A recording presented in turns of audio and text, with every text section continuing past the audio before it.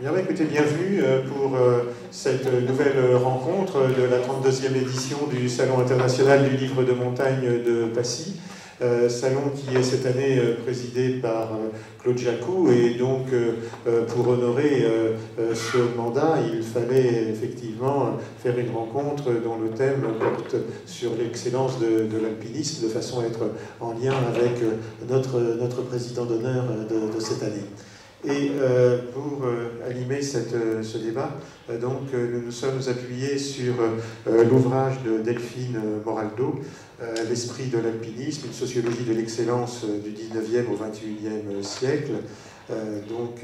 Et puis nous avons comme invité Bernard Germain, qui publie cette année un nouveau roman, La montagne de la Lune, dans la collection d'Hérin de chez Paulsen, Pascal Tournaire, qui est le photographe de tous les défis, puisqu'il a emmené à l'Everest à la fois Christine Janin et Marc Battard. Et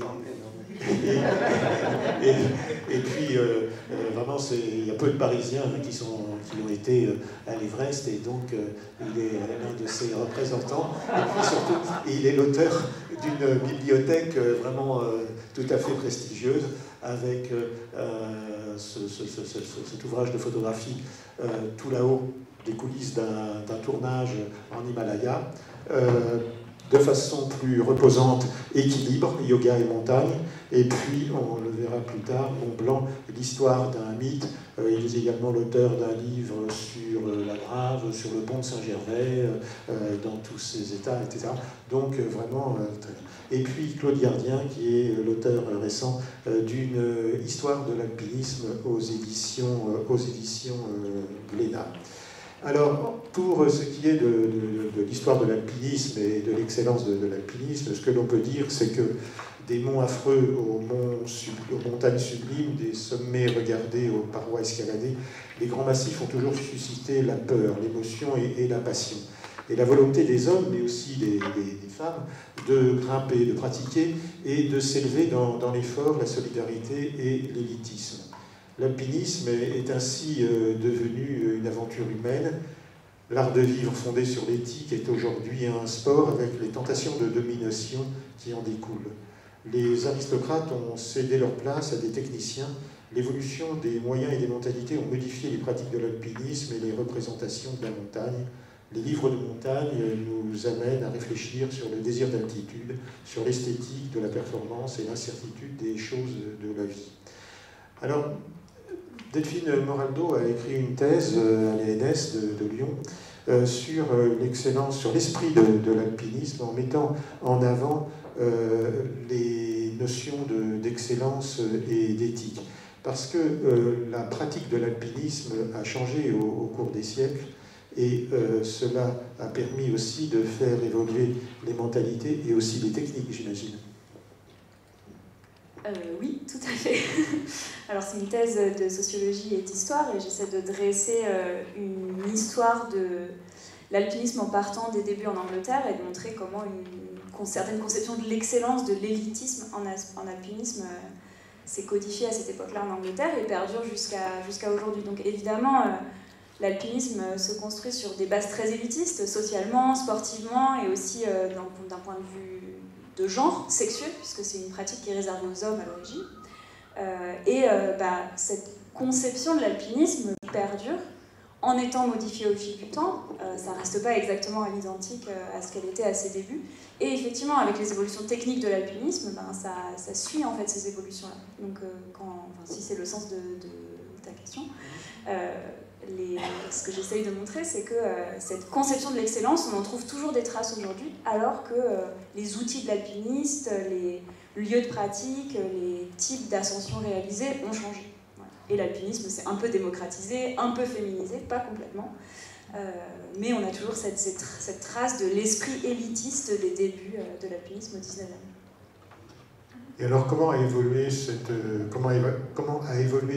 recrutement à la fois des guides et des pratiquants de l'alpinisme? Parce que au XIXe siècle, c'était surtout les Anglais qui faisaient partie d'un club, et d'un club très fermé, puisque même les commerçants prospères n'étaient pas membres de ces clubs. Oui, tout à fait. L'alpinisme, c'est bizarrement en fait inventé par les Anglais de la bourgeoisie nouvelle au XIXe siècle. Et à l'origine, c'est un sport, je recule un peu le micro, c'est un sport très fermé. L'Alpine Club, le premier club alpin au monde, est interdit aux femmes jusqu'en 1974, donc c'est quand même très ancré. C'est réservé à une élite sociale, de manière très restrictive, et ça a évidemment évolué au fil du temps. Mais la manière dont ils ont codifié l'alpinisme, dont ils l'ont pensé, était tellement importante et tellement forte que même quand l'alpinisme s'est ouvert à des classes sociales inférieures, on a des alpinistes ouvriers très connus en fait en France, en Angleterre, qui sont les deux pays que j'ai étudiés principalement, notamment déjà un peu avant, mais notamment après la Seconde Guerre mondiale. On a des femmes alpinistes connues également, donc l'alpinisme s'ouvre socialement et sexuellement en termes de genre. Mais ces valeurs, ces règles, ces principes forgés par ces Anglais à l'origine restent. Et c'est vrai que les premiers 50 ans, enfin Claude Gardien ne dira pas le contraire, j'ai lu son ouvrage d'histoire de l'alpinisme, les débuts de l'alpinisme, c'est en fait une minorité très élitiste socialement qui pratique ce sport. Donc, ce qui n'est pas vraiment un sport, mais c'est une autre question. Après, il y a eu la montagne qui était un lieu d'exploration et un lieu d'exploration scientifique. Donc ça a été l'un des moteurs et l'une des motivations des premiers alpinistes. Ça a été d'aller explorer cet univers mystérieux. Tout le monde ? Oui, et je pense même que un des objets de mon travail, c'est de montrer que l'alpinisme, c'est pas un sport justement à l'origine, c'est de l'exploration, c'est de la conquête de la part de ces bourgeois qui rêvent d'aventures, de conquêtes impérialistes, mais qui n'ont pas les moyens et le temps de pouvoir le faire. Donc l'alpinisme, c'est vraiment pensé comme ça. Mais les Anglais, donc là je vous raconte en abrégé mon travail, hein, vous pourrez poser des questions. Les Anglais, c'est aussi ceux qui inventent le sport à la même époque, le sport tel qu'on le pense aujourd'hui. Donc ils vont importer dans l'alpinisme ces principes sportifs, le fair play, qui va donner l'éthique en alpinisme, et toutes ces règles contraignantes.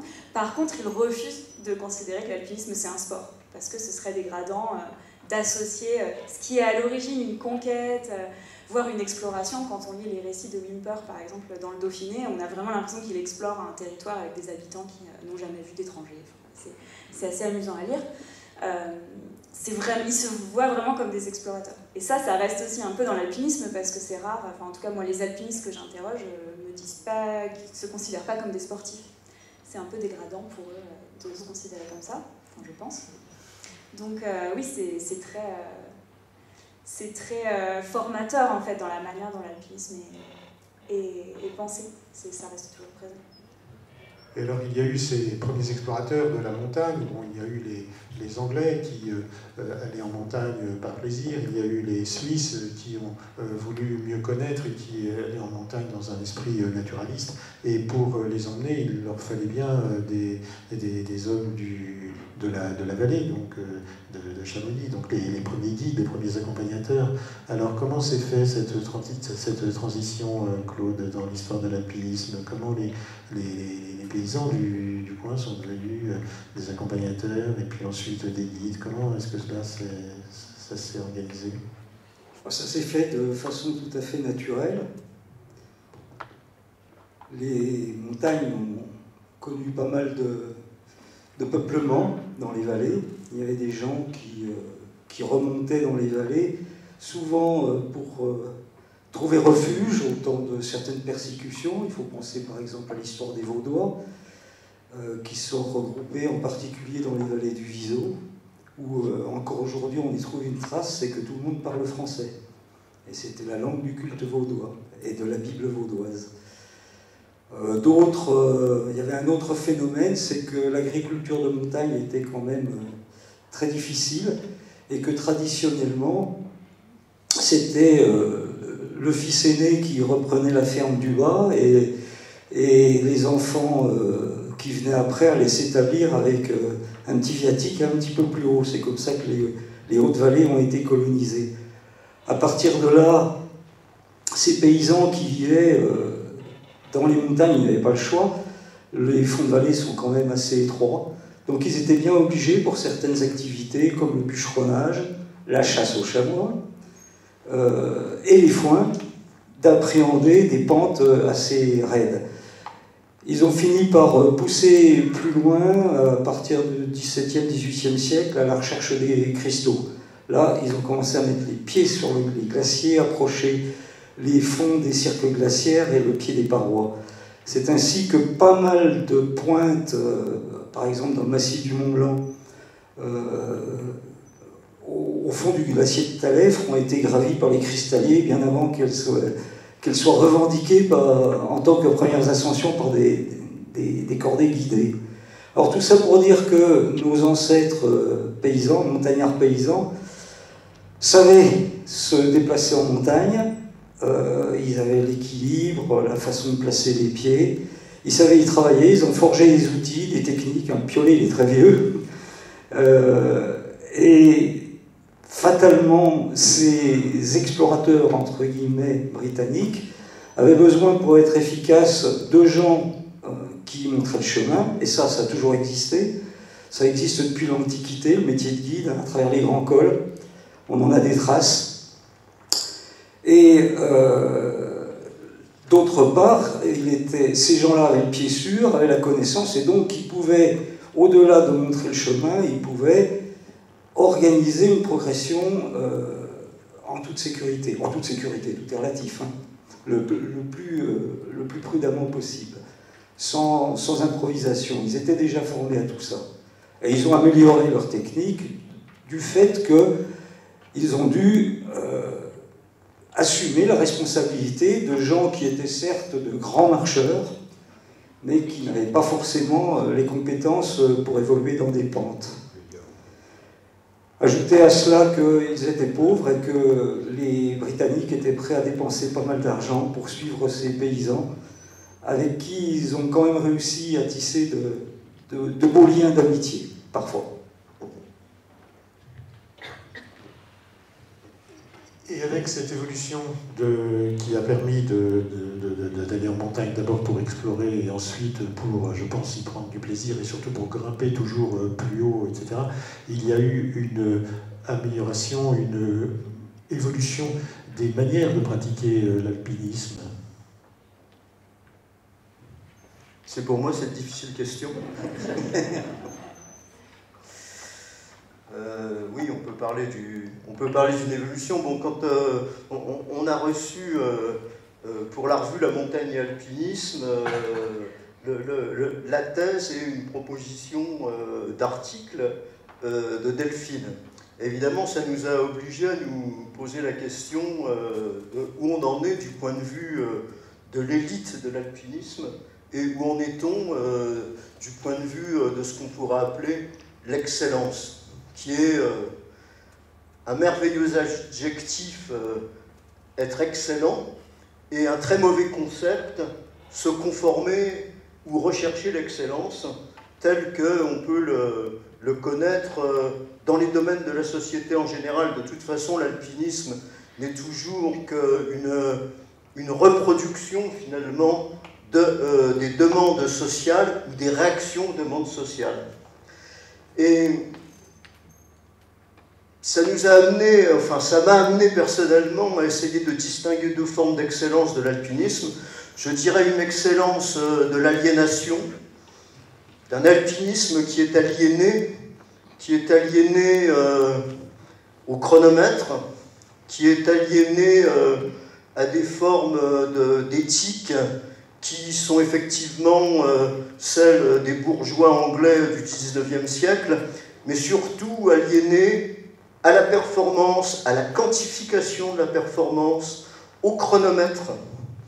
On l'a évidemment dans les pratiques de la montagne beaucoup avec l'ultra-trail aujourd'hui, les compétitions d'ultra-trail, mais on l'a considérablement dans le grand alpinisme, et cet alpinisme d'excellence que je considère comme absolument aliéné à toute forme de connexion, quoi.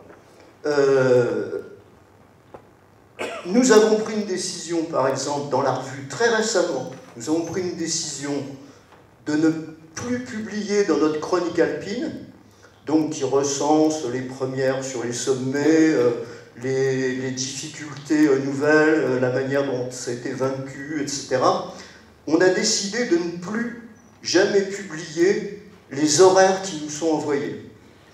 Parce que de plus en plus, on reçoit, mais en grande quantité, Rodolphe Popier, qui s'occupe de la chronique alpine, pourrait vous le dire, des performances hallucinantes. Face nord des Grandes Jorasses, en 1h53 40 secondes. Voilà, bon, je vous dis un chiffre comme ça, mais on en reçoit beaucoup. Or, on se dit que si on les publie, on tombe à fond dans cet alpinisme d'excellence compétitif, qui est, je dirais, celui de la formation de l'élite en général en France. Hein, l'excellence, ce sont les classes prépa, tu lui enseignes, Delphine. Tu vois à quel point tout ça repose sur la sélection, et on retrouve véritablement ça dans l'alpinisme aujourd'hui. Et je dirais à l'opposé, l'autre forme d'alpinisme, des aliénés, s'il existe, ce serait un alpinisme de la transgression. Et cet alpinisme, l'excellence de la transgression, on le connaît quand même depuis longtemps, on l'a aussi beaucoup connu dans les 30 Glorieuses. Par exemple, si vous prenez un film, le film de Jean Afanassiev, qui est le Beatnik des Cimes, avec Gary Heming, on voit très très bien qu'on a un alpinisme de transgression. René de Maison, qui s'est fait virer de la compagnie d'élite de Chamonix, pareil, on est dans un alpinisme un peu de transgression.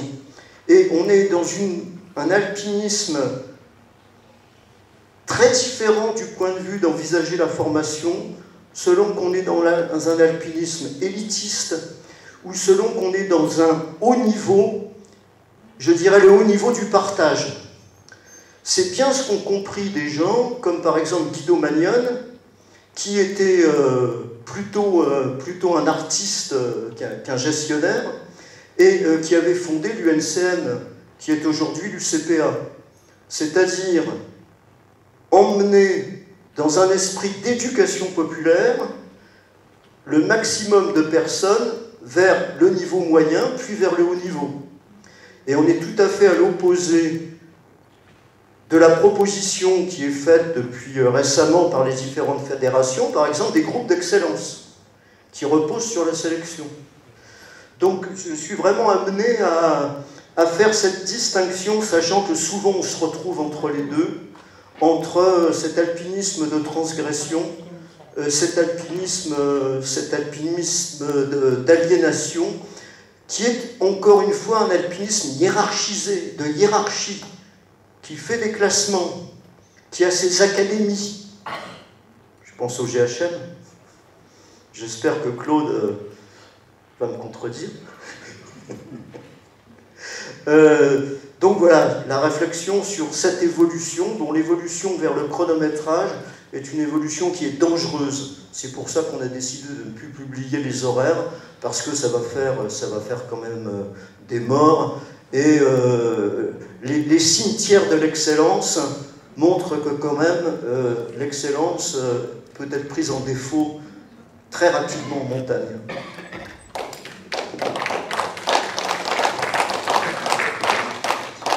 L'excellence repose donc sur une éthique de responsabilité qui permet de mettre sa liberté avec un certain nombre de garde-fous, de façon à ne pas engager la vie des autres. Et sa propre vie. Et sa propre vie. Parce que l'alpinisme, c'est une danse avec la mort, souvent. Donc il faut effectivement être prudent. Oui, dans la question qu'évoquait Delphine, qui est de savoir si l'alpinisme est un sport ou une culture, effectivement, on est à peu près tous à dire de toute façon que c'est plutôt une culture qu'un sport. Bon, même si il y a des dérives vers la compétition sportive. Mais effectivement, la question de la mort, elle est de toute façon toujours là. Je veux dire, c'est toujours la sanction d'un défaut d'excellence, quelle que soit la forme de l'excellence.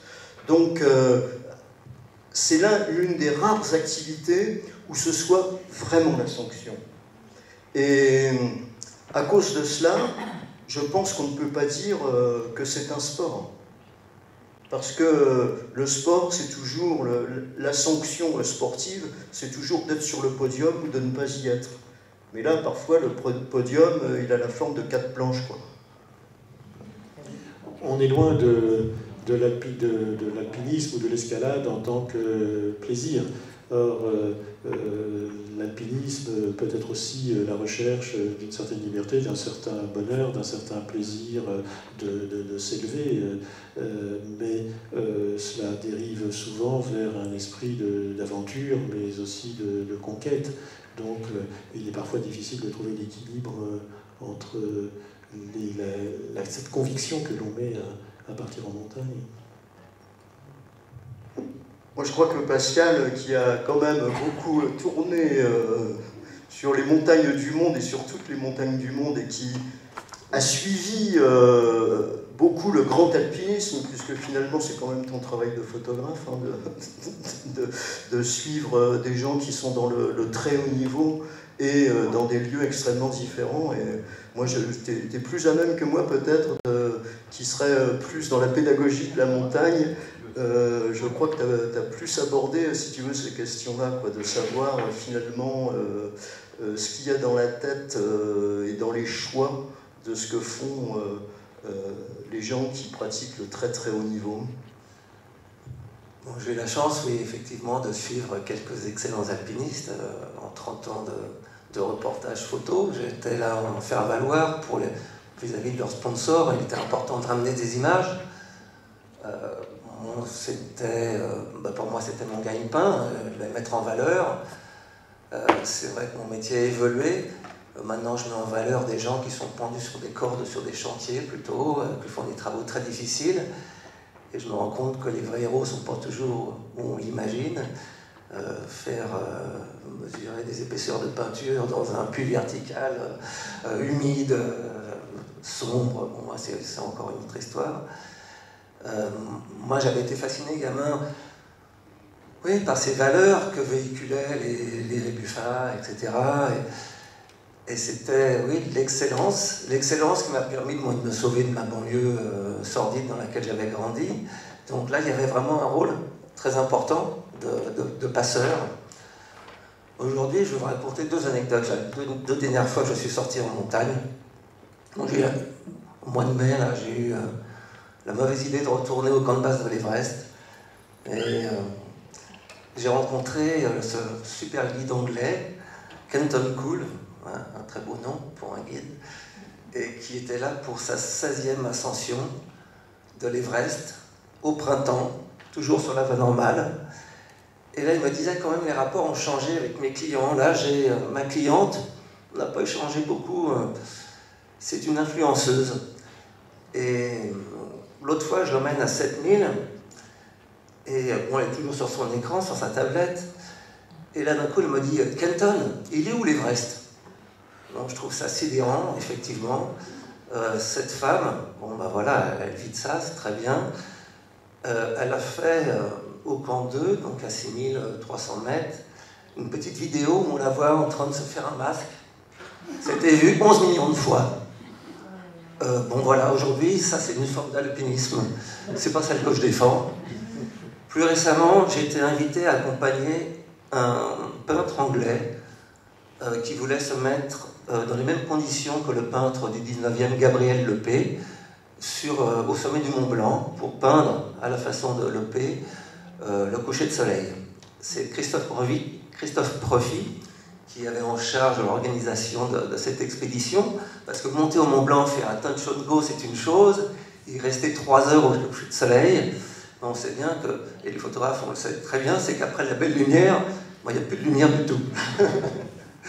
Donc, oui, on est parti du chalet de Gabriel Lepé en plein cœur de Chamonix à pied, avec ses héritiers, avec son galériste et ce jeune peintre. Et donc, oui, parmi ses héritiers, il y avait une femme qui était déjà d'un âge bien avancé. Et Christophe, là, il m'a sidéré une nouvelle fois. On est parti à pied, donc par la gare des Glaciers, la jonction, qui, à cette époque-là, est quand même une vraie aventure à traverser. Et je l'ai vu, on a mis 13 heures pour atteindre le refuge. Et je l'ai vu, mais il se comporte avec les clients avec une nécessité de transmettre sa passion. Et puis là, j'ai pas compris, on est resté quand même 4 jours autour du Grand Mulet, on attendait que les conditions au sommet soient idéales, qu'il n'y ait pas trop de vent. Et on a fait quelques petites balades autour. Bon, en effet, on zigzaguait entre toutes ces crevasses. J'avais l'impression qu'ils les connaissaient toutes par leur petit nom, tellement ils passent de temps là-haut. Et puis, j'ai pas compris que on était seuls. À ce moment-là, à Tête-Rousse, c'était plein. Au refuge du Goûter, ben, c'était complet également. Mais je comprends très bien que les guides ne passent pas par là, tous. Mais qu'il n'y ait même pas 5% des guides qui emmènent des clients sur un itinéraire engagé. Oui, effectivement, il y a des crevasses. Oui, il y a des crevasses, ben, on fait le tour. Ça prend du temps, oui. Mais un client qui va avec un guide qui l'emmène là, il le garde à vie, son client, parce qu'il va lui faire découvrir un monde qu'on ne risque pas de voir en étant les uns derrière les autres dans le couloir du Goûter ou sur l'arête, quoi. Ça n'a rien à voir. On est resté seuls pendant 5 jours. On est redescendu de nuit, c'était formidable. Ben voilà, c'était la 3e fois que j'allais au Mont Blanc avec Christophe. À chaque fois, c'est une aventure exceptionnelle.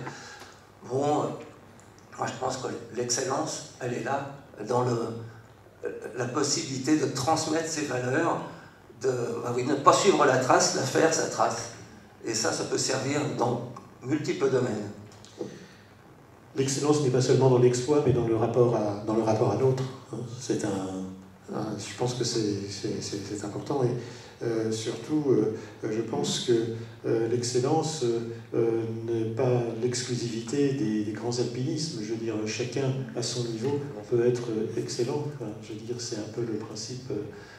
Mais pour la défendre un peu, cette Instagrammeuse, tous ses followers, parce qu'elle en a des centaines de milliers quand même sur Instagram, sur TikTok, elle a repris le slogan de Christine Janin, à chacun son Everest en anglais, et les gens, ça les transcende, hein, c'est un modèle.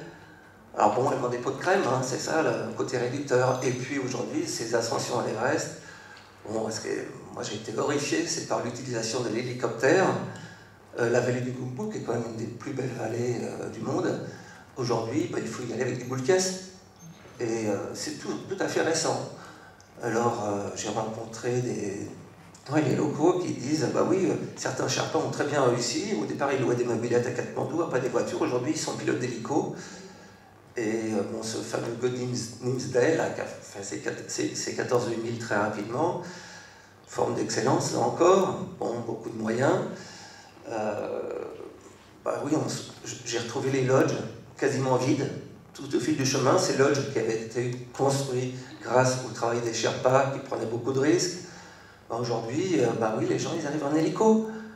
Donc, il faut pour aller au Congo aujourd'hui, il faut les boules caisses. Est-ce que c'est l'avenir du Népal? Il y a un très bon article que je vous recommande dans la revue 21 de François Carrel sur l'évolution justement de la pratique en Himalaya. Et surtout sur ces grosses autoroutes que sont l'accès à l'Everest, mais aujourd'hui même, ça se développe jusqu'au 14 000, au Seven Summit. Qu'est-ce qu'on cherche? Est-ce qu'on se cherche à faire une croix? Voilà, il faut montrer, je l'ai fait. Pour moi, ce qui a été toujours ma motivation, j'ai toujours été prêt à m'engager vraiment à fond. C'est vraiment pas ces valeurs-là. Faire une croix, moi, je pense qu'il est important, c'est de faire passer l'amour de la montagne, l'amour d'être en haute montagne. Le sommet, pour moi, il est complètement accessoire. Ce qui est important, c'est l'état d'esprit avec lequel on grimpe, et surtout la solidarité, la fraternité qu'il peut y avoir au sein des groupes. Les grands montagnards est une affaire de style. Voilà. Gravir les montagnes est une affaire de style. Une affaire de style et une affaire de tempérament, mais aussi d'éthique, on l'a dit tout à l'heure.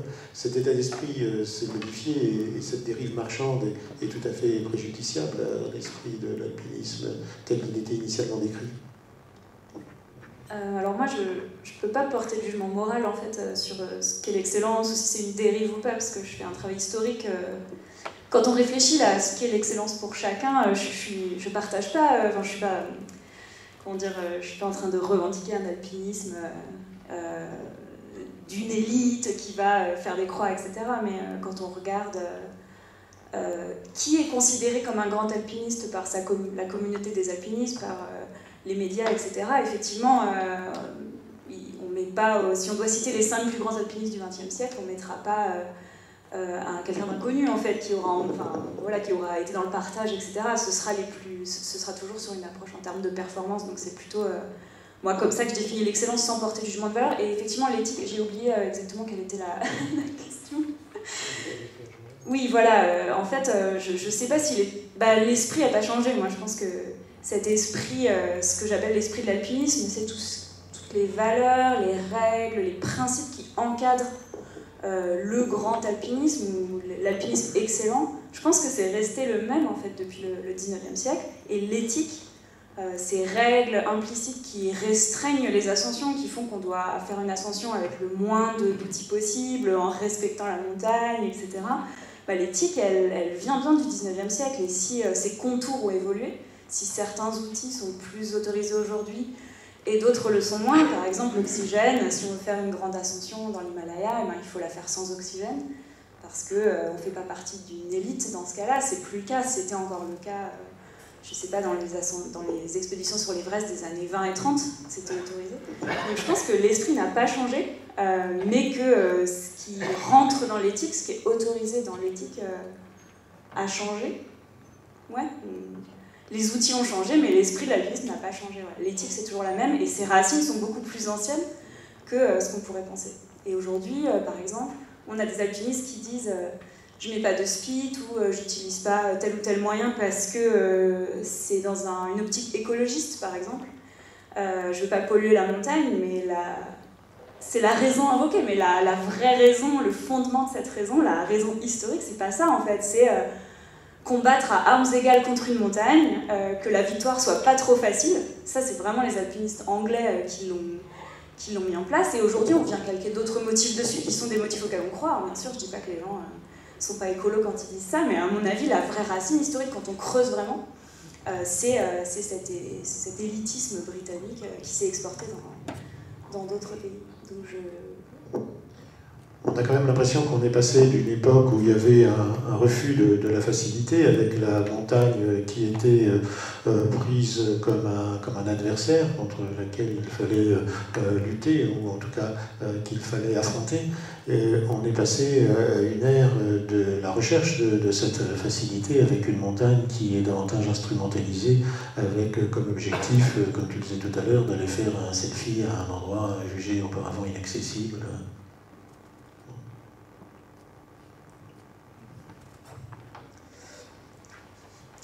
Moi, je serais tenté, Delphine, de nuancer, si tu veux, un peu cette idée qu'on soit les héritiers directs et absolus oui, mais tu vois, d'une forme d'éthique qui était celle de la bourgeoisie anglaise. Voilà. Parce que, encore une fois, je crois qu'il y a un balancement dans la pratique du haut niveau des deux extrêmes que j'indiquais tout à l'heure. Et c'est certain que je pense que l'héritage un peu direct dont tu parles, il se trouve un petit peu au milieu de tout ça. Il y a eu une évolution qui me semble évidente vers le sport. Je pense qu'elle est très importante et que l'éthique sportive, pour un certain nombre de pratiquants, a vraiment remplacé, on peut dire, l'éthique de la gratuité. Hein, c'est celle dont tu parles, cette éthique de la gratuité, où au fond, même les guides, tu l'indiques à un moment donné hein, dans ton texte, les guides sont un petit peu exclus de l'excellence telle que le voyaient les premiers pratiquants des clubs alpins, les Henri de Ségogne, etc., et les bourgeois anglais qui étaient absolument pour un amateurisme. Et on ne pouvait atteindre l'excellence que s'il n'y avait pas l'argent, le gain qui venait entrer en compte. Or, les guides ne pouvaient pas atteindre cette excellence puisqu'ils faisaient de la montagne pour gagner leur vie. Donc ils étaient en quelque sorte exclus. Donc il y a quand même, si tu veux, un peu cette exclusion d'une éthique professionnelle qui va à l'encontre, et souvent les professionnels sont quand même parmi les plus hauts niveaux, qui vont à l'encontre de cette éthique de la bourgeoisie anglaise. Et puis, il y a un basculement, alors qui va encore beaucoup plus loin, qui est effectivement le basculement marchand, c'est-à-dire qu'on grimpe pour des partenaires, on grimpe pour des marques, et là on a une autre dérive, je dirais, et à partir du moment où les marques demandent de la performance, on est systématiquement dans la quantification. On est obligé, effectivement, d'être à la fois dans l'horaire, dans quelque chose qui est palpable, qui est absolument quantifiable. Et là, c'est une autre forme d'éthique, et on est vraiment dans le sport. Maintenant, l'éthique transgressive dont je parlais, c'est une éthique dont on n'entend pas parler, et qui va à l'encontre, je dirais, de tous les critères des autres formes d'éthique, c'est-à-dire ce sont des gens qui se moquent des horaires, donc ils ne vont pas parler de leur performance horaire. Au niveau du temps, ils se donnent le temps de faire ce qu'ils ont envie de faire et n'ont pas besoin d'en parler. Ils se donnent des libertés, évidemment, aussi dans l'espace, et ils n'ont pas besoin non plus de parler des lieux dans lesquels ils vont, même si éventuellement ils font des premières. Et ça, cette éthique-là transgressive, elle est un petit peu l'héritage, je dirais,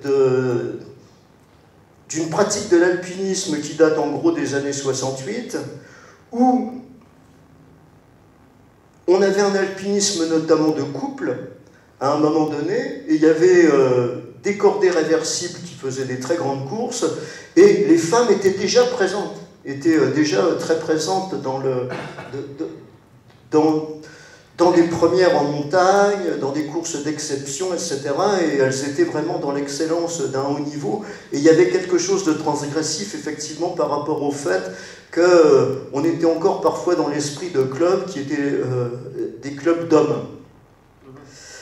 Donc je crois que moi je suis d'accord avec cette idée que de toute façon les Anglais ont beaucoup impulsé des formes d'éthique et qu'on retrouve dans les pratiques écologiques, notamment. Bon, c'est quand même l'alpinisme américain qui nous a apporté des outils même pour grimper, qui permettaient d'utiliser un marteau, des pitons, etc. Donc ils ont apporté effectivement une espèce d'éthique de la propreté de la pratique. Et ça, c'est l'héritage, je pense, effectivement, de la pratique anglaise, quoi. Mais je pense qu'on ne peut pas être radical pour dire que tous les hauts niveaux sont, je dirais, presque gangrénés par l'expression de l'excellence telle que le voyait la bourgeoisie anglaise. Je serais un peu plus nuancé. Alors oui, il faut l'être, hein, parce qu'il y a effectivement une professionnalisation, une sportivisation de l'alpinisme, mais, enfin, je suis complètement d'accord avec ça. Bien sûr, les grands alpinistes, aujourd'hui, c'est des guides, en fait. Ils sont considérés comme les grands alpinistes. Ils étaient d'ailleurs meilleurs que les bourgeois anglais qu'ils emmenaient au 19e. Les Anglais l'admettaient complètement, disant qu'ils étaient techniquement meilleurs, mais que faisant pas partie des élites sociales, ça ne pouvait pas être des vrais alpinistes. Donc ça a bien sûr évolué.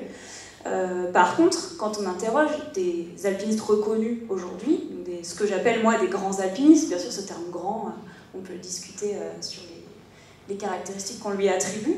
Ceux qui sont sponsorisés sont gênés avec cette idée, donc ils sont obligés de l'être en fait, mais ils sont gênés, ils disent oui mais je suis pas à la merci de mes sponsors, c'est pas non plus complètement de la prostitution, etc. Donc quand même, il y a une forme de gêne à être sponsorisé et être à la merci des sponsors. Il y en a qui disent moi j'ai refusé mes sponsors parce que j'avais l'impression d'être forcée de faire certaines performances. C'était comme les alpinistes nazis qui étaient sponsorisés par Hitler, on m'a déjà dit ça.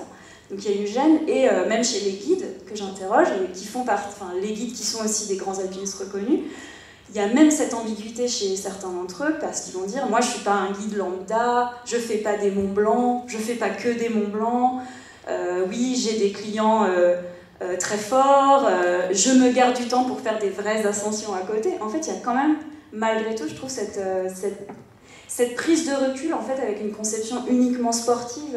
J'ai l'impression, je serais curieuse d'avoir un alpiniste, mais ça va peut-être arriver, qui dirait, moi, je suis là que pour le record, que pour l'horaire. Et c'est intéressant de voir que dans la montagne de l'alpinisme, vous refusez d'inclure les horaires. Ça témoigne bien, ça, je trouve,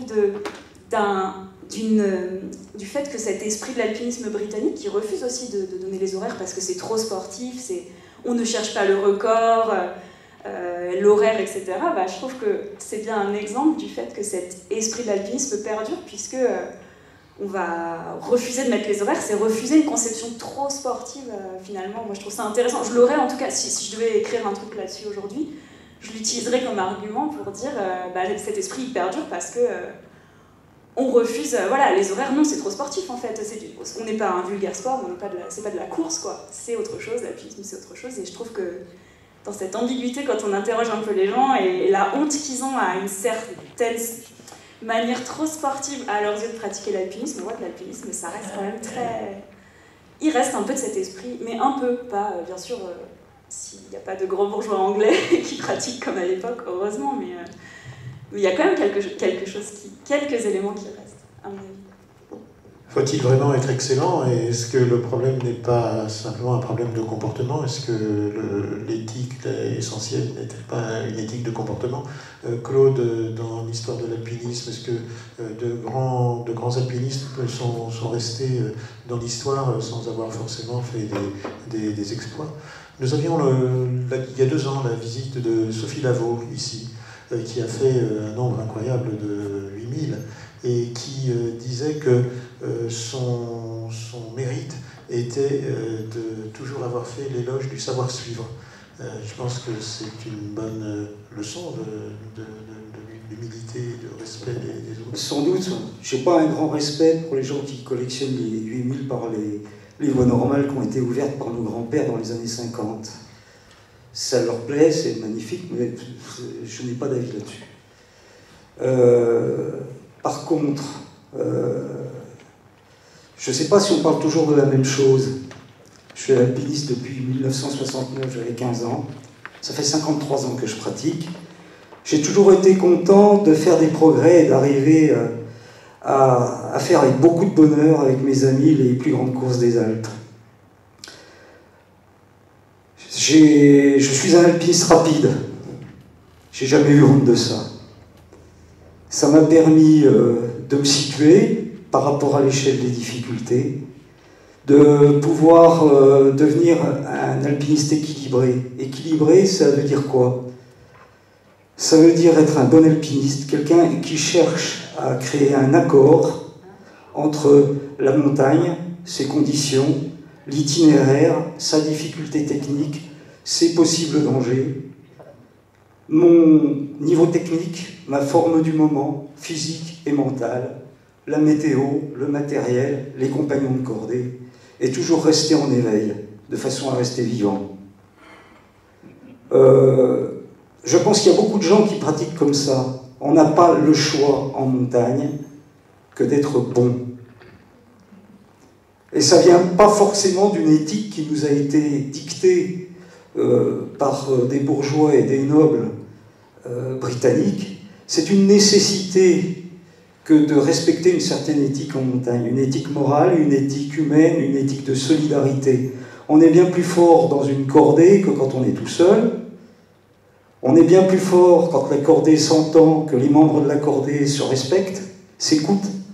Il y a eu un travail fabuleux qui a été fait ces dernières années par le groupe militaire de haute montagne, qui avait un énorme écueil à surmonter, c'était comment faire pour fonctionner en tant qu'équipe de militaires dans un milieu d'alpinisme où il n'y a pas de hiérarchie.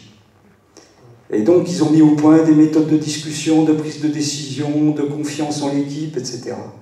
Et c'est comme ça qu'une cordée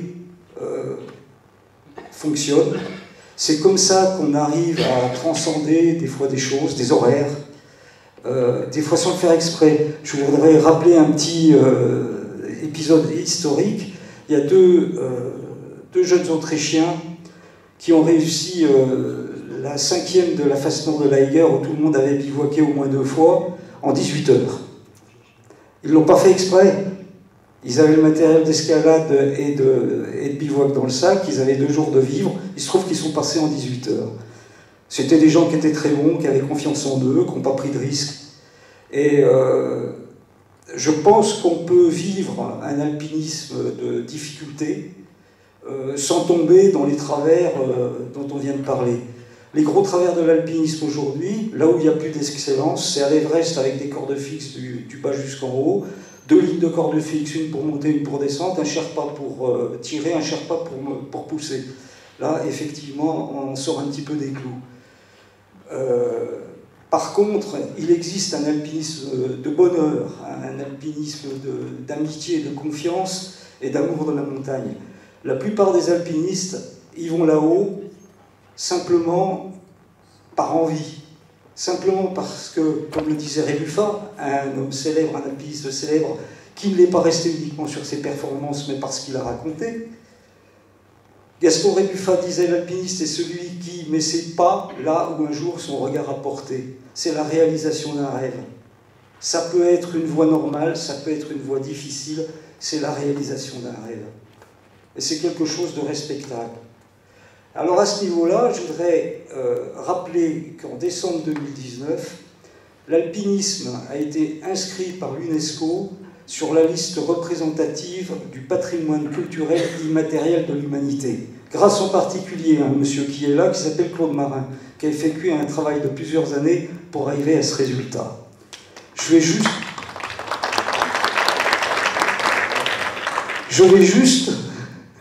vous citer la première phrase du texte d'inscription qui a été rédigé par les experts de l'UNESCO. L'alpinisme est l'art de gravir les montagnes. Il décline tout ce qui fait un art après, c'est-à-dire un savoir-faire, en gros, je vous la fais courte, hein, et un savoir-être. Un savoir-être et un savoir-faire ensemble. En tout cas, merci Claude de cette intervention qui montre bien que l'alpinisme, c'est aussi l'art de trouver une harmonie avec soi-même, avec son environnement et avec les autres. Et je voudrais savoir, il y a eu une évolution dans l'histoire de l'alpinisme qui a été l'intégration des classes populaires dans l'alpinisme. Au début, c'était vraiment une élite, et à partir d'un certain moment, il y a eu une modification sociologique des pratiquants.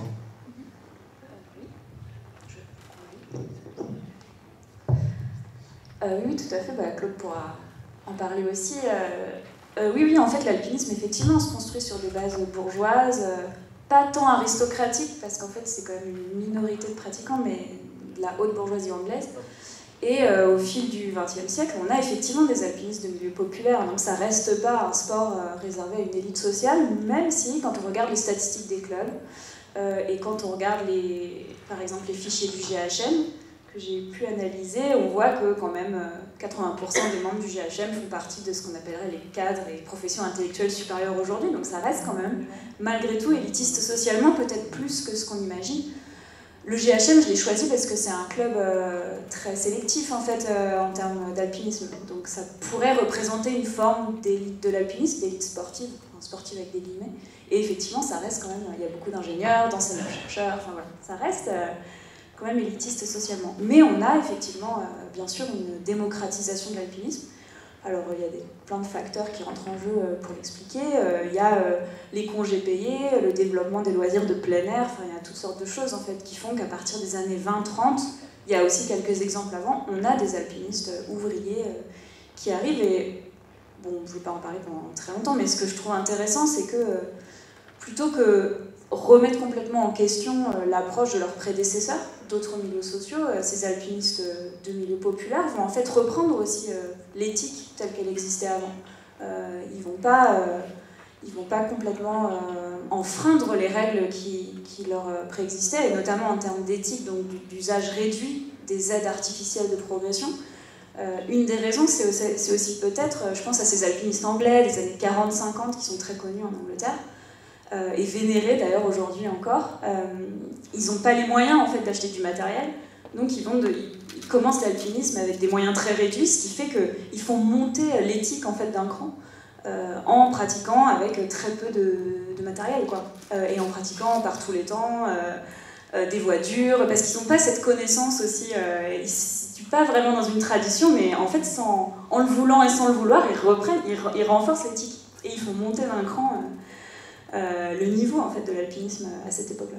Et bien sûr, on continue d'avoir des alpinistes de niveau populaire aujourd'hui, même si, quand même, quand on regarde les statistiques, c'est pas une majorité. Oui. En ayant suivi depuis un peu plus de 35 ans donc l'évolution de l'alpinisme, j'ai vu qu'avec l'explosion de l'escalade, et plus récemment de l'escalade artificielle en ville, eh bien effectivement le niveau technique, le niveau sportif a explosé. Moi j'ai le souvenir, en tant que photographe, souvent je demandais « Tiens, tu peux me le refaire s'il te plaît ce passage ?» Et bon, si on était dans du 4, dans du 5, ça allait. Si c'était un peu plus compliqué, ça devenait délicat. Et donc je ne demandais même pas. Et j'ai vu effectivement une évolution. Oui, ces jeunes, ils sont de plus en plus forts techniquement. Et ils sont surentraînés. Mais au niveau du grand public, déjà, je pense que l'escalade à menu, ça restait un terme qui est toujours incompris. C'était un jeu, quand j'étais alpinisme randonnée, c'est des fois dans un article d'essayer de le caser le plus souvent possible, ça, à menu. Qu'est-ce que ça veut dire? Ça ne veut pas dire grand-chose. On prend des bouffles, toujours, en montagne. Mais par contre, oui, effectivement, des grimpeurs qui s'entraînent tout au long de l'année dans la salle d'escalade, dans le 7, dans le 8, oui, quand ils arrivent en montagne, ils ont une aisance que leurs aînés n'avaient pas. Est-ce que ça retire toutes les notions de l'alpinisme? Non, je ne pense pas. Parce qu'il faut se trouver un équilibre dans tout ça. Je connais de nombreux jeunes quand même aujourd'hui qui sont dans l'excellence sportive.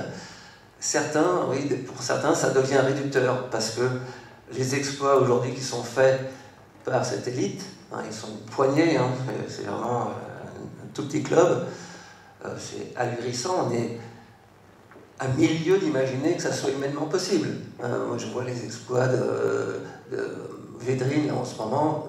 Je ne comprends pas comment humainement c'est possible. Alors, quelle valeur ils transportent avec ça? Il faut forcément parce qu'ils pratiquent quotidiennement à très haut niveau. Je pense qu'il est... Je suis depuis 20 ans aussi les trailers autour du Mont Blanc. J'avoue que c'est un milieu que je ne comprends pas trop. Mais de ces gens-là, sortent quelques alpinistes. On connaît Kylian. C'est vrai qu'il fait des temps en montagne qui sont assez stupéfiants. Redescendre en cavalant du Cervin en 1h30 par l'arrêt du Lion, pour y être allé, je ne vois pas bien comment il fait. Alors c'est vrai qu'il y a toujours des alpinistes, même de la génération de Bernard et Claude, qui allaient vite. Mais là, il court. Alors est-ce que ça lui retire toutes les valeurs qui sont les valeurs romantiques, qui sont plus les miennes, effectivement? J'espère que non, mais c'est vrai que pour avoir un tel niveau, eh bien, le côté sportif prend le pas sur le côté aventure, le côté engagement. C'est une autre forme d'engagement. Pas du tout. Non, mais il ne faut pas oublier que tu grimpes pas comme Balma et Paccard quand ils ont fait le Mont Blanc en 1786. L'alpinisme n'a pas arrêté d'évoluer, de par la connaissance qu'on avait des lieux et des techniques, l'amélioration, et puis l'espace du connu qui est de plus en plus vaste. Et chaque génération monte sur les épaules de la précédente. Et aujourd'hui, encore une fois, le fait d'aller vite, c'est pas nouveau. Lionel Terray, il était complètement atterré parce qu'un jour, il était à la face nord des Drus, juste après la guerre, avec le docteur Oudot, et il n'était pas en forme, de toute façon ça n'a jamais été un rocher-acier très brillant, et il s'est fait doubler par une équipe qui a mis 6 heures, eux ils ont failli poser le bivouac. Il y a un moment où il y a des gens qui arrivent derrière nous et qui vont partir, qui vont arriver très vite au niveau où on est et ils vont nous dépasser. On a vu arriver l'escalade libre, on a vu arriver la cascade de glace, les pointes avant, etc. Et il a fallu qu'on s'y mette. Et les jeunes qui nous ont suivis, ils ont eu accès tout de suite à ça. C'est normal qu'après, ils aillent chercher autre chose, qu'ils aillent plus vite, plus haut et plus fort. Ça n'empêche pas que ce sont des alpinistes, et des gens, moi je les connais, je les côtoie, qui sont des gens heureux d'être en montagne. Il ne faut pas leur faire un mauvais procès. Il ne faut pas confondre les gens qui mettent un chèque de 60 000 $ pour aller faire l'Everest dans des conditions dont Reinhold Messner lui-même a dit que c'était plus de l'alpinisme, et des jeunes qui vont chercher un petit peu plus loin que nous.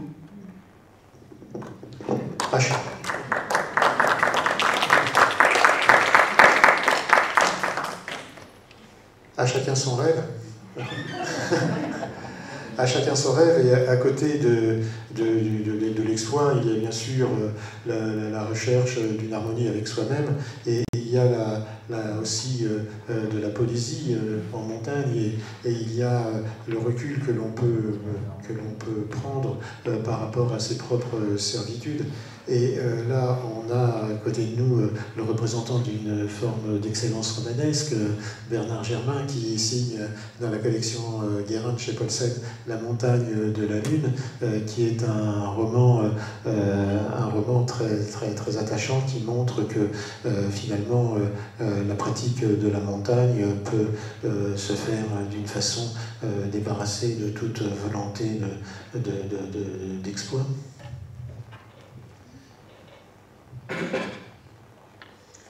Enfin, dans ce livre, on comprend que quand on tombe au fond d'une crevasse et qu'on y reste pendant longtemps, on a le temps de réfléchir à la vie qu'on a menée et aux formes d'alpinisme qui nous ont conduits et aux relations familiales que l'alpinisme nous a entraînés à avoir. Bon, effectivement, il y a aussi ce jeune couple qui est assez représentatif de ce que peut être une cordée mixte, qui va faire une première dans des lieux inconnus, la montagne de la Lune, vous savez, c'est le Ruwenzori, la forêt équatoriale, des frontières en Rwanda, Ouganda, Congo, etc. Et c'est l'alpinisme d'exploration. Donc c'est effectivement l'alpinisme dont tu parlais, qui est plutôt mis en avant, un alpinisme d'exploration où on essaie d'être en phase avec la nature, je dirais même en osmose avec la nature, puisque, un peu comme le sont les phasmes, qui sont l'allégorie du livre, c'est-à-dire on cherche à se fondre dans le milieu où on est, dans la nature où on se trouve, sur la montagne que l'on gravit, et on ne cherche pas pour autant à être démonstratif et visible. Voilà, cette espèce d'invisibilité qui fait qu'on est bien là où on se trouve, et on ne cherche pas, on n'est pas dans l'idée de la conquête. Mais voilà, bon, est-ce que c'est un alpinisme transgressif par rapport à celui qui est, je veux dire, l'alpinisme commercial? Bon, certainement. C'est vrai que pour poser quand même une question grave qui est la question que Pascal posait, c'est la première fois qu'on s'aperçoit, la première fois vraiment, c'est-à-dire la première saison d'himalayisme, où on s'aperçoit qu'il y ait tant de grimpeurs qui aient fait plusieurs 8000 au cours de la même saison. Parfois dans des horaires exceptionnels, parfois en se traînant sur les montagnes, en se faisant tirer, pousser, etc. Mais c'est vrai que là, pour la question de l'éthique dont tu parlais, là je crois qu'on est tout à fait, dans autre chose, quoi. On est dans une forme de post-humanisme de l'himalayisme, je pense, puisqu'on a des gens qui sont connectés en permanence, voilà, les influenceurs, des entrepreneurs, etc., qui se font mousser à travers le fait de se trouver en très haute altitude et de payer. Alors tu disais 60 000 $, mais je crois que toi tu m'as parlé de 240 000 $. Voilà, 240 000 $, et il semblerait que ça existe en fait aujourd'hui. Et comme tu le disais, Pascal, là tu me disais ça hier, c'est que dans le tout compris, il y a effectivement la chambre qui est réservée à Katmandou pendant toute la durée de l'expédition. Il y en a une autre dans une lodge à Nanché Bazar. Et puis il y a la tente au camp de base sur laquelle on a un grand plancher et on tient bien sûr debout et on est servi avec des blancs blancs, tu m'as dit. Voilà. S'il ne fait pas beau, eh bien, hélicoptère, on retourne soit à Nanché Bazar, soit à Katmandou, et connecté, on va être appelé à remonter au moment où... Voilà, alors là on arrive dans quelque chose qui cette fois vraiment nous dépasse, quoi. C'est l'excellence des businessmen. Il ne faut pas que la montagne devienne une usine. Et c'est pour ça que c'est réconfortant de lire l'ouvrage de Bernard Germain, La montagne de la Lune, qui nous remet vraiment dans la montagne à l'état pur. Dans cette Afrique enjôleuse où vraiment on change complètement à la fois de paysage et puis d'impression. Méfions-nous quand même de la pureté. Il ne faut pas oublier que ça se passe dans un pays qui est le Rwanda, où il s'est passé des choses terribles dont je parle un peu, mais bon voilà. En tout cas, on peut essayer de vivre bien dans les montagnes. Moi, je suis tout à fait d'accord avec ce que tu disais à propos, Claude, à propos de l'alpinisme équilibré. Je pense que cette notion d'alpinisme équilibré est fondamentale parce qu'elle s'oppose à l'excellence de la spécialisation. Et certainement que ce qui est important dans les pratiques de la montagne, c'est l'érudition. Voilà, donc effectivement, le classement d'alpinisme à l'UNESCO a fait beaucoup pour mettre en avant cet aspect dans la pratique de l'alpinisme qui est à la fois un humanisme et une érudition nécessaire qu'on pourrait appeler la culture montagne et qui comprend différentes modalités d'éthique, bien sûr, et de pratique, mais c'est là qu'est je pense que c'est là qu'est le nœud. Vous savez, il y a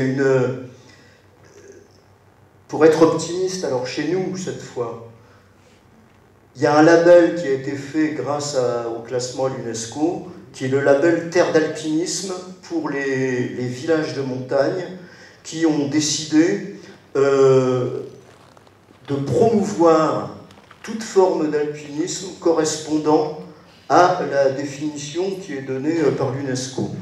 Et il y a de plus en plus de villages de montagne qui demandent ce label Terre d'alpinisme et qui sont vraiment très sensibles à une pratique qui exclut toute forme de mécanisation. Donc là, on aborde une autre question qui est l'avenir des stations, notamment l'avenir des villages de montagne. Et on sait qu'il va y avoir deux tendances opposées. Encore une fois, ceux qui seront dans l'esprit, on va dire tel d'alpinisme, et puis ceux qui sont dans l'esprit station des 4 saisons, comme ils disent maintenant, c'est-à-dire mécanisation à outrance, avec les tyroliennes permanentes, avec les Dujarou, avec les montées en VTT, les stades, etc. C'est-à-dire la montagne Luna Park. Donc ça existe déjà. On a fait un sujet sur l'avenir des stations. On s'aperçoit qu'elles sont très rentables, ces stations-là. Superbès, par exemple, qui n'a plus jamais de neige ou à peu près, une station très rentable. Voilà. Et si c'est la rentabilité qu'on cherche, on ne devient pas terre d'alpinisme. On s'éloigne de l'humanisme, mais on se rapproche de la Disneylandisation de la montagne. Alors, je voudrais revenir sur l'Himalaya. Apparemment, on fait une fixette sur l'Everest. L'Everest, je suis d'accord, ce qui s'y passe, c'est répréhensible. C'est pas de l'alpinisme, c'est du business. En attendant, l'Himalaya, c'est une chaîne de montagnes très vaste, Himalaya Karakoram. Et il y a des gens, des jeunes alpinistes qu'on va encore stigmatiser parce qu'ils font des choses que les autres n'ont jamais faites, qui partent à 3, 4, parfois 2. C'est ce qu'on appelle le style alpin. C'est-à-dire qu'on part du pied de la montagne avec son sac sur le dos, comme dans les Alpes, avec son matériel de bivouac, quelques jours de gaz et de vivre, et on ouvre sa voix ou on répète une voix déjà connue. Il y a des gens, en particulier des Français, qui sont dans le top niveau de ce style d'alpinisme aventureux. S'il y a bien un domaine où on peut parler d'excellence, c'est celui-là. En 2017, 3 jeunes Français, Frédéric Degoulet, Benjamin Guillonnet, Elias Migrou, ont ouvert une voie sur la face sud-ouest du Noukhtse, un sommet de 7880 et quelques mètres. C'est une voie qui a été envisagée par les plus grands alpinistes du monde. Eux-mêmes, ils sont allés 3 fois avant de réussir. C'est une voie à la fois dangereuse, donc il fallait définir une stratégie, identifier les dangers, et très difficile. Quand ils ont réussi, donc à leur 3e tentative, à l'époque, j'étais rédacteur en chef du magazine Vertical, donc j'ai reçu la nouvelle directement du camp de base, assez laconique. On a réussi, on a gravi des passages équivalents à ceux qu'on trouve dans les voies les plus difficiles de la face nord des Grandes Jorasses. Ah, bon, ça pose. Simplement, j'ai pris la peine de transférer l'info à mes amis du meilleur magazine d'alpinisme américain qui s'appelle Alpinist. Et eux, qui sont toujours très cartésiens, très précis dans le journalisme, m'ont dit, écoute, on attend de voir. Quelques jours après, l'équipe était de retour à Katmandou, ils ont pu nous envoyer des photos que j'ai transférées à Alpinist. On a discuté entre différents rédacteurs en chef, anglais, allemands, italiens et américains, et on est tombé d'accord qu'on était là devant un exploit qui n'avait jamais été accompli. On n'a jamais pu en parler en France. Mais par contre, on continue à parler de l'Everest. On a un petit problème avec l'alpinisme, la compréhension de ce que c'est que l'alpinisme. Voilà, merci. Avant de faire le tour des Alpes à vélo, là, est-ce que vous auriez 1 ou 2 questions à poser à nos invités? Oui. Des questions courtes, parce que l'heure tourne. Moi, je suis un piètre pratiquant de la montagne. D'accord? Et là, on parle d'excellence. Et j'ai l'impression qu'il y a beaucoup de différents sujets qui se confondent. Est-ce qu'on n'est pas confronté à un problème, là, qui est le suivant? C'est pas aux gens qui ne font pas partie de l'excellence de décider ce qui fait partie de l'excellence. C'est pas à moi de dire à des gens qui font partie du top niveau que ce qu'ils font, c'est bien ou pas bien. Et si je faisais partie d'un petit groupe d'élite, je serais bien perplexe s'il y avait des gens qui ne savaient pas faire ce que je fais, qui me diraient « Oula, attends, toi, ce que tu fais là, tu ne le fais pas dans le bon style, ou tu ne le fais pas avec la bonne connexion à autrui. » Commence par savoir ce que je fais, ensuite j'envisagerai ton point de vue. Donc là, j'ai l'impression qu'il y a beaucoup de différents sujets qui sont recroisés. J'ai juste une petite réponse à vous faire, c'est que quel que soit votre niveau de pratique de l'alpinisme, vous pouvez être dans l'excellence. Simplement, en cherchant cet équilibre dont je parlais tout à l'heure, qui est valable pour une voie facile comme pour une voie difficile, qui est l'équilibre entre la montagne elle-même, ses conditions, la difficulté, votre forme du moment, votre état mental, etc., votre niveau technique, et de bien réfléchir à tout ça, et ensuite d'être toujours en éveil quand vous êtes en montagne. De capter les signaux faibles, le vent qui change de température, de force ou d'orientation, le petit nuage qui arrive, un bruit de chute de pierre, sur un glacier, une petite dépression qui peut laisser passer à un pont de neige, etc. Là, si vous êtes comme ça tout le temps, à appliquer les bonnes techniques, à décider, à capter les signaux faibles de la montagne, Si vous arrivez à faire votre course et à en revenir heureux, vous êtes dans l'excellence. C'est ça, l'excellence en alpinisme, c'est rien d'autre. Il n'y a pas de hiérarchisation. Juste dernière question. Oui. Oui, est-ce qu'on ne peut pas revenir un peu plus terre à terre sur la question du temps? Parce que dans notre pratique, on a appris, compris que le temps c'était la sécurité. C'est comme ça qu'on est venu à aller un peu plus vite, etc. Je crois que, enfin, pour ma pratique, hein, et ça fait que la question du temps, faut pas trop on dit une course en montagne. On dit qu'on fait ses courses aussi. Non mais, vous avez tout à fait raison. Il y a certaines courses où il faut savoir tenir un horaire. Quand vous allez à la faciès du Mont Blanc faire la voie Major, qui se fait plus beaucoup, vous avez intérêt à être dans les temps. Parce que c'est une faciès, le soleil il va taper très tôt, la face elle fait 1300 mètres de haut, il y a des séracs, il y a également des coulées de neige, il y a un grand couloir à traverser, et vous avez intérêt à traverser le grand couloir avant que le soleil tape dessus. Donc il faut savoir aller vite, c'est pas un défaut. C'est pas un but en soi, mais ça fait partie des techniques justement, et des moyens qu'on doit se donner pour évoluer en sécurité en montagne. Dernière question peut-être? Oui, Claude? Je pense que Claude Gardien a prononcé un mot à la fin, qui est venu à la fin, c'est heureux.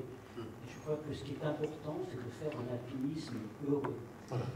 Alors on peut le faire dans la transgression, peut-être pas dans l'alignation, comme tu l'as dit, Bernard. Et puis je voulais faire remarquer quand même qu'on a parlé de cette élite anglaise bourgeoise qui a inventé les principes de l'alpinisme, on peut en douter un petit peu quand même, qui a refusé les femmes jusque dans les années 1970, un peu comme les Suisses d'ailleurs. Et pour signaler quand même que quand le CAF s'est créé en 1874, parmi les membres fondateurs du CAF, il y avait une femme qui s'appelait Georges Sand. Donc les Français ne sont pas aussi obtus quand même qu'on pourrait laisser entendre à travers. Et je crois que Claude pourrait beaucoup nous parler de l'alpinisme féminin et du niveau auquel il est arrivé aujourd'hui. Voilà, merci Claude pour ce témoignage. Juste...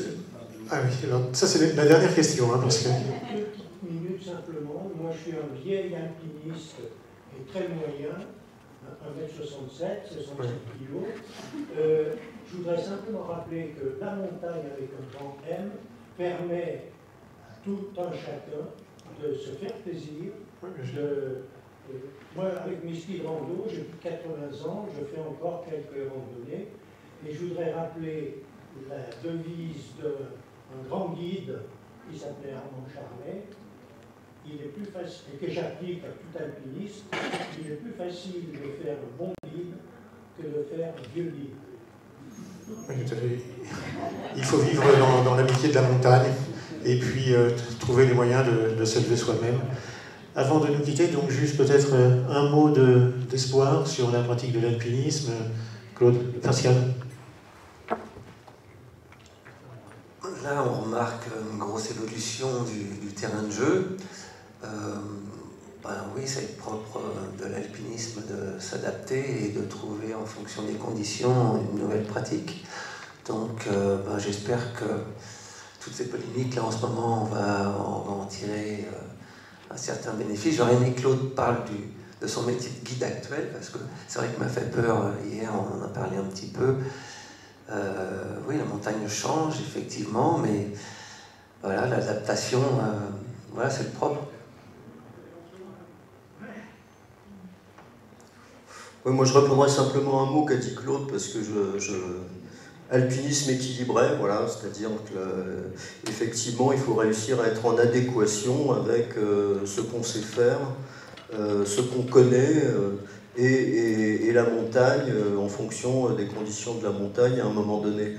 Et par ailleurs, sur le plan de la pédagogie de l'alpinisme, je pense qu'effectivement, on a quand même encore des beaux jours pour la pratique de l'alpinisme, parce que il y a un très très grand nombre de clubs d'escalade qui peuvent amener effectivement des jeunes de la salle vers la falaise et de la falaise vers la montagne. Et je pense que ça, c'est un mouvement qui, effectivement, au niveau de ce que sera l'alpinisme dans les années à venir, est très, très, très ouvert, à condition évidemment de ne pas tomber dans des pédagogies qui soient des pédagogies élitistes, mais au contraire de réintroduire l'éducation populaire dans toute forme de pédagogie de la montagne.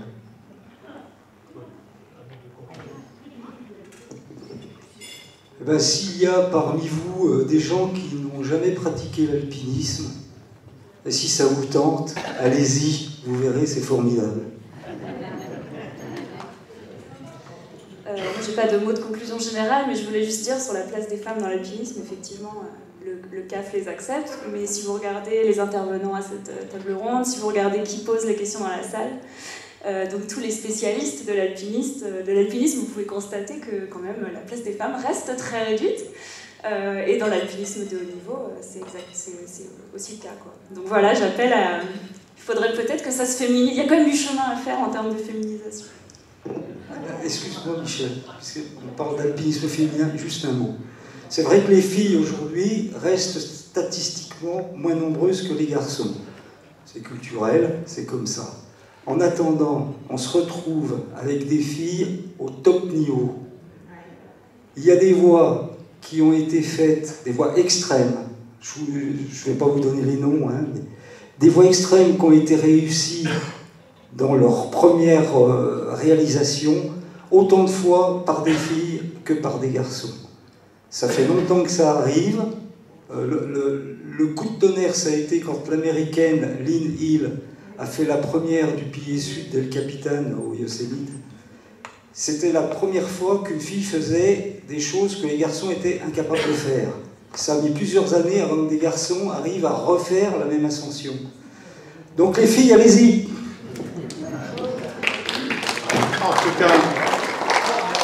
En tout cas, l'essentiel, c'est de trouver son bonheur dans la pratique d'un art à sa mesure, de façon à ce que l'alpinisme reste le plus longtemps possible un humanisme. Voilà, je vous remercie infiniment de votre attention.